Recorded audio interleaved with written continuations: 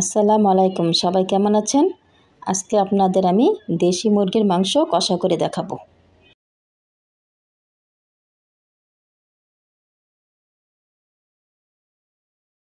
দেখতে পাচ্ছেন এখানে আমি একটি দেশি মুরগি নিয়েছি, আর মুরগিটা পালা মুরগি, দেশ থেকে আমার জন্য পাঠিয়েছে।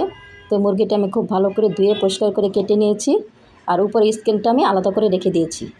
এখন চুলায় একটি কড়াই বসিয়ে পরিমাণ মতো তেল দিয়ে দিব। তেলটা যখন গরম হয়ে আসবে দিয়ে দিব 1 কাপ পেঁয়াজ কুচি, 3 টুকরা দারচিনি, 4টা এলাচি, 2-3টা তেজপাতা ছোটো ছোটো করে কেটে দিয়ে দেব।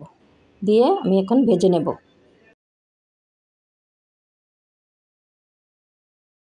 খুব ভালো করে তেলের সাথে ভেজে নেব। দিয়ে দেব স্বাদ মতো লবণ। হালকা একটু ভাজা হয়ে গেলে দিয়ে দিব আমি এখানে পেঁয়াজ বাটা 1/3 কাপ। এখন সব একসাথে আবার ভেজে নেব যেন পেঁয়াজের কাঁচা গন্ধটা চলে যায়। এখন দিয়ে দিব আমি 1 কাপ টমেটো কুচি। টমেটোটা আমি এভাবে কিউট করে কেটে নিয়েছি। এখন দিয়ে দিব 1.5 টেবিল চামচ আদা বাটা, 1 টেবিল চামচ রসুন বাটা। এখন দিয়ে দেব 1.5 চামচ মরিচ গুঁড়া, 1 চামচ হলুদের গুঁড়া, 1 চামচ ধনিয়া গুঁড়া, 1 চামচ জিরার গুঁড়া, 1/2 চামচ গরম মশলা গুঁড়া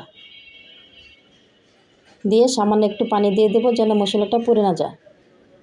এখন আমি খুব ভালো করে মশলাটা কষিয়ে নেব। একটু সময় নিয়ে খুব ভালো করে কষিয়ে নিতে হবে। দেখতে পাচ্ছেন খুব সুন্দর করে কষিয়ে নিয়েছি। এখন দিয়ে দেব 4-5টা কাঁচামরিচ আমি মাঝখান দিয়ে চিড়ে দিয়েছি। খুব ভালো করে মশলাটা কষিয়ে নিতে হবে। এখন দিয়ে দেব আগে থেকে কেটে ধুয়ে রাখা মুরগির মাংস। এই দেশি মুরগির কষা খেতে ভীষণ মজা হয়, আপনারাও বাসায় রান্না করে খাবেন। এখন খুব ভালো করে আমি কষিয়ে নেব মশলার সাথে মাংসগুলো।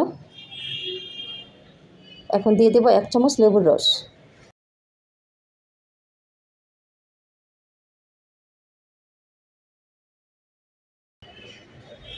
আমি খুব ভালো করে কষিয়ে নিচ্ছি, আর মাঝে মাঝে একটু একটু করে পানি দিতে হবে। পানিটা আমি আগের থেকে ফুটিয়ে নিয়েছি। এখানে আমি গরম পানি ব্যবহার করব। একটু একটু পানি দিব আর খুব ভালো করে কষিয়ে নেব।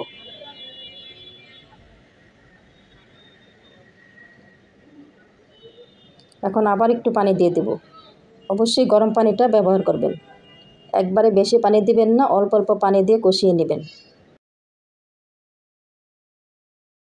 এই তো তৈরি হয়ে গেল আমার দেশি মুরগির কষা মাংস। আমার ভিডিওটা যদি ভালো লাগে আমার চ্যানেলটা সাবস্ক্রাইব করবেন, পাশে থাকা বেল আইকনটি ক্লিক করে রাখবেন। ধন্যবাদ সবাইকে এতক্ষণ পাশে থাকার জন্য।